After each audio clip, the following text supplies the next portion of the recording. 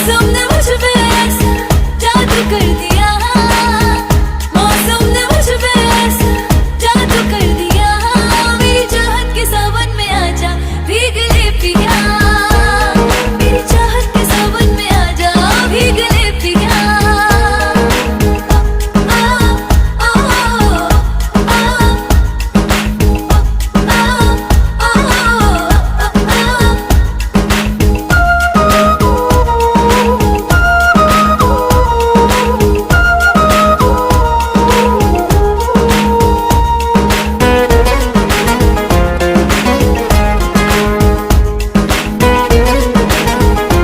Thank you.